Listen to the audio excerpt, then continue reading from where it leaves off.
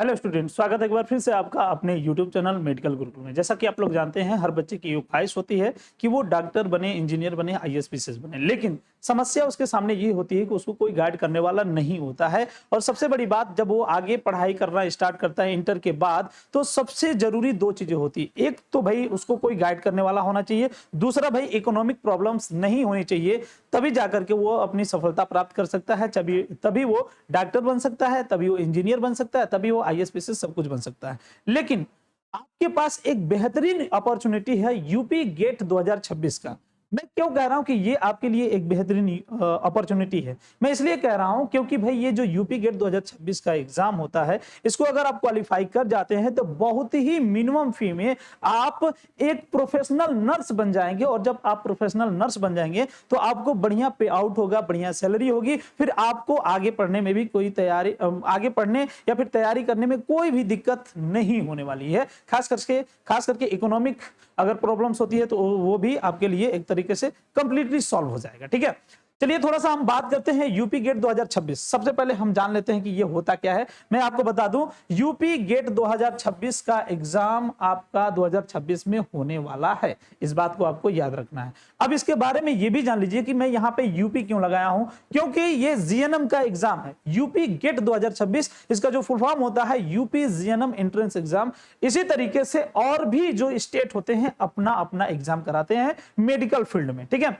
तो ये बातें आपको क्लियर हो गई कि भाई यूपी का ये है 2026 में एग्जाम होने वाला है। तो अगर आप इसकी तैयारी करना चाहते हैं तो जल्दी से टारगेट गुरुकुल ऐप को डाउनलोड कर लीजिए, क्योंकि वहां पे ऑलरेडी बैच चल रहे हैं। ठीक है, अब थोड़ा सा इसके बारे में मैं आपको और बता दूं। जो जीएनएम का फुल फॉर्म होता है वो होता है जनरल नर्सिंग एंड मिडवाइफरी। ठीक है, अब हम इसके एग्जाम पैटर्न की बात करते हैं कि सर इसका एग्जाम पैटर्न क्या होता है, इसकी तैयारी करने के लिए हमें क्या करना होता है। आपने सर ये तो बता दिया कि भाई अगर आप आगे चल करके कोई तैयारी करना चाहते हो और चाहते कि इकोनॉमिक प्रॉब्लम्स ना हो तो फिर उसके लिए जीएनएम का कोर्स करना चाहिए। ठीक है, आप ये बात मान लिए। लेकिन अब यहाँ पे आपके लिए समस्या ये हो जाएगी कि सर हमें एग्जाम पैटर्न ही नहीं पता है, हमें सिलेबस ही नहीं पता है, हमें ये भी नहीं पता है कि फॉर्म कब आएगा। सर ये सब हमें कौन बताएगा? तो ये सब मैं आपको बताऊंगा। चलिए मैं बताता हूं। थोड़ा सा पहले इसके एग्जाम पैटर्न की बात कर लेते हैं, फिर हम आपको सारी बातें बताते हैं। ठीक है, डेमो के लिए मैंने जो पिछली साल, यानी कि देखिए एक बात मैं और बता दूं यहाँ पे कि इसका एग्जाम जो होता था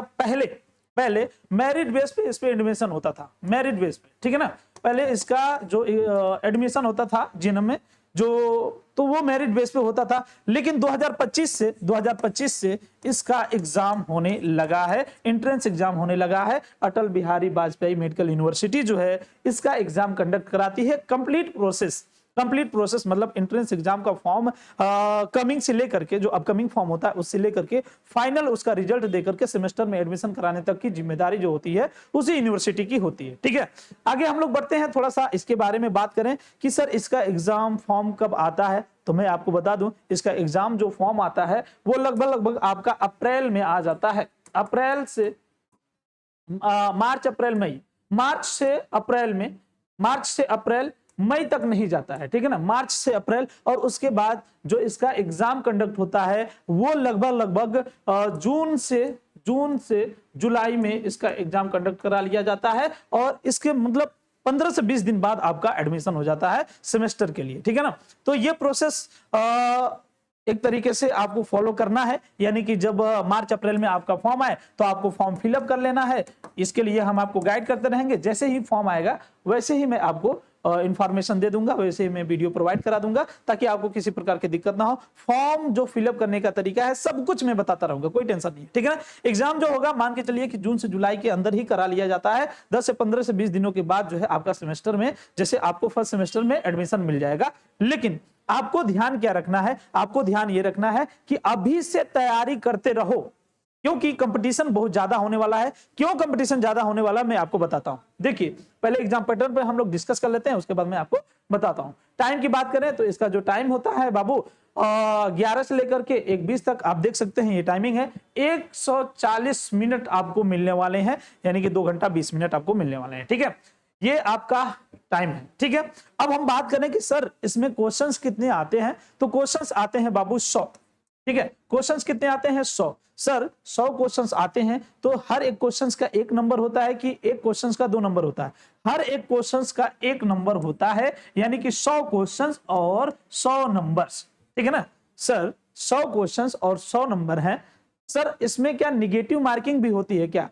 क्या हम अगर क्वेश्चंस गलत कर देते हैं तो उसपे नंबर काटे जाएंगे? ऐसा नहीं है बाबू। क्या होने वाला है, इस पर कोई भी नंबर नहीं काटे जाने वाले हैं, नो नेगेटिव मार्किंग। तो भाई इस तरीके से आप टेंशन फ्री हो। क्यों? क्योंकि अगर आपका एग्जाम में क्वेश्चंस गलत भी हो जाता है तो भी कोई दिक्कत नहीं है, मार्क्स नहीं कटेंगे। तो बेहिचक आप तुक्का लगा सकते हो, लेकिन तुक्का लगाने से काम नहीं चलेगा। आपको तैयारी करनी पड़ेगी, बेहतरीन तैयारी करनी पड़ेगी। अगर आप गवर्नमेंट कॉलेज में एडमिशन लेना चाहते हो तो उसके लिए कितना मार्क्स लाना होगा सर? कम से कम 85 से 80 से 85 के बीच में मार्क्स आपके होने चाहिए, तब जाकर के आपको एडमिशन मिलेंगे। हम तो ये कहेंगे भाई 85 से 90 से ऊपर ही अगर आपको मार्क्स मिलेंगे तो मिलेंगे तभी आपका गवर्नमेंट कॉलेज में एडमिशन हो पाएगा, ठीक है। तो इस बात का ध्यान रखना है, इतने मार्क्स कम से कम लेकर के आने होंगे। 100 में से 80 से 90 के बीच में आपका मार्क्स होगा, चांसेस है आपको मिल जाएंगे। सर इसका पेपर इंग्लिश में होता है या फिर हिंदी में होता है? सर इसका पेपर बाइलिंगुअल होता है। देखिए इंग्लिश और हिंदी दोनों में होता है, ठीक है ना। जो मीडियम ऑफ एग्जामिनेशन है इंग्लिश और हिंदी दोनों में होता है। तो बेफिक्र रहिए, आप अगर इंग्लिश मीडियम से पढ़े हो तो भी टेंशन नहीं है, अगर आप हिंदी मीडियम से पढ़े हो तो भी टेंशन नहीं है, आप बेहिचक एग्जाम दे सकते हैं, ठीक है। सर यहाँ पे सिलेबस के बारे में भी थोड़ा सा बता दीजिए। क्या साइंस आता है? यस साइंस है, आपका जनरल नॉलेज भी है, इंग्लिश में भी है, इंग्लिश भी है, ठीक है। अच्छा सर लेवल क्या होगा इसका? लेवल ये होगा क्लास 10th का साइंस होगा, ठीक है, क्लास 12th का जीके जीएस होगा और जीके होगा, और आपका इंग्लिश क्लास 12th लेवल की होनी चाहिए।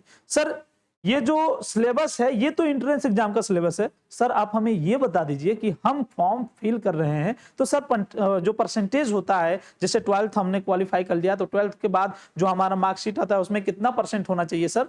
तो उसमें आपका कम से कम, अगर ओवरऑल परसेंट की बात करें तो ओवरऑल परसेंट आपका 50% होना चाहिए, लेकिन जो आपका इंग्लिश सब्जेक्ट है उसमें कम से कम 40% होना चाहिए। बाबू अगर इतना आपका मार्क्स है तो आप फॉर्म फिलअप करिए, उसके बाद इस सिलेबस के अकॉर्डिंग तैयारी करिए, उसके बाद एंट्रेंस एग्जाम दीजिए। आप अगर एंट्रेंस एग्जाम क्वालिफाई कर जाते हो तो आपको गवर्नमेंट कॉलेज मिल जाता है, वहां से आप 3 साल तक तैयारी करोगे, 3 साल तक। उसके बाद आपका इंटर्नशिप भी होता है, वो कॉलेज की ही जिम्मेदारी होती है कहां कराएगा, ठीक है। उसके बाद आप बकायदे जाकर के चाहे प्राइवेट हॉस्पिटल हो चाहे गवर्नमेंट हॉस्पिटल हो, वहां पे बेहिचक आप प्रैक्टिस करिए, और प्रैक्टिस करने के बाद अगर आप वहां पे एडजस्ट हो जाते हैं तो फिर आपकी सैलरी पैकेज भी हो जाती है, मतलब फिक्स हो जाता है सारी चीजें, ठीक है।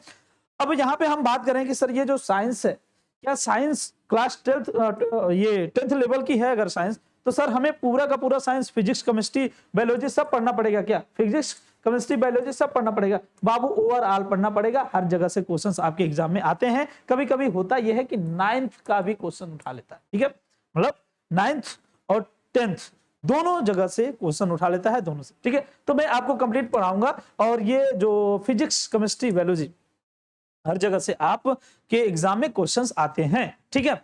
उसके बाद ये जो जनरल नॉलेज है, तो जनरल नॉलेज ये 12th के लेवल का है बाबू। हम आपको जीके और ये जो जीएस है, मतलब जो जनरल साइंस है और जो जनरल नॉलेज है, ये दोनों पढ़ाने वाले हैं। इंग्लिश के टीचर आपको इंग्लिश पढ़ाएंगे बाबू। नंबर ऑफ क्वेश्चंस क्या है? नंबर ऑफ क्वेश्चंस ये है 50 नंबर आपके साइंस के होने वाले हैं, 50 क्वेश्चन साइंस के होने वाले हैं, 30 क्वेश्चन जीके के होने वाले हैं, 20 क्वेश्चंस आपका इंग्लिश का होने वाला है। बाबू ये एग्जाम में कभी कभी क्वेश्चंस थोड़ा कम और थोड़ा ज्यादा भी हो जाते हैं, ठीक है ना। पिछले बार का रिकॉर्ड रहा है, कभी थोड़ा कम क्वेश्चन आए, कभी थोड़ा ज्यादा क्वेश्चन आए, तो बिल्कुल भी टेंशन लेने की आवश्यकता नहीं है आपको, वो हम पढ़ा देंगे। जब आपका सिलेबस कंप्लीट हो जाएगा तो आप कहीं से भी कोई दिक्कत महसूस नहीं करने वाले हैं, ये मेरी गारंटी है, ठीक है ना।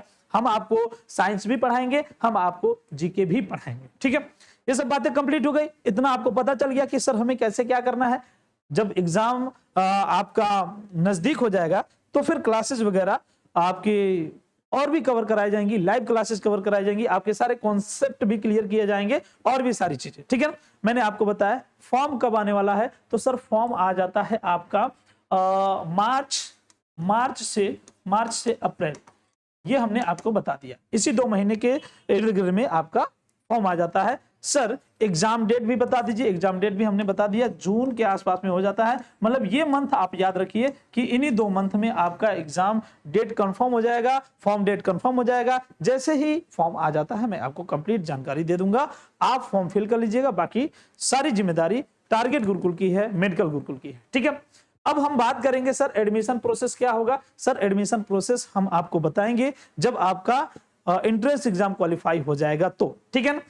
सर फी क्या रहने वाली है, फीस के बारे में थोड़ा सा बता दीजिए। तो मैं आपको बता दूं, एंट्रेंस की फीस और जो सेमेस्टर की फीस होती है ये दोनों अलग अलग होती है। एंट्रेंस की फीस जो होगी, अगर आप जनरल कैटेगरी से हो, ठीक है, जनरल कैटेगरी से हो तो आपका 3000 जनरल कैटेगरी और ओबीसी के लिए। और अगर आप SC ST हो, ठीक है, तो आपके लिए 2000 रुपए ये एंट्रेंस एग्जाम का जो फॉर्म आप फिलअप करेंगे उसके लिए है। सेमेस्टर की फीस ये आपके कॉलेज के ऊपर डिपेंड करती है। अगर आप गवर्नमेंट कॉलेज में एडमिशन ले रहे हो तो बहुत ही मिनिमम फीस, अधिकतम 10,000। और ये मान के चलिए कि अगर आप प्राइवेट कॉलेज में एडमिशन ले रहे हो तो लाखों तक आपको फीस लग सकती है, लाखों तक फीस लग सकती है बाबू, लाखों तक, ठीक है, क्लियर है। तो भाई ये ओवरऑल सारी चीजें मैं आपको बता दिया। मैं एक इंपॉर्टेंट बातें और बता दे रहा हूं ताकि आपको किसी भी प्रकार का कंफ्यूजन न रह जाए। सर क्या ये कोर्स जो है केवल गर्ल्स कर सकती हैं क्योंकि नर्सिंग का कोर्स है?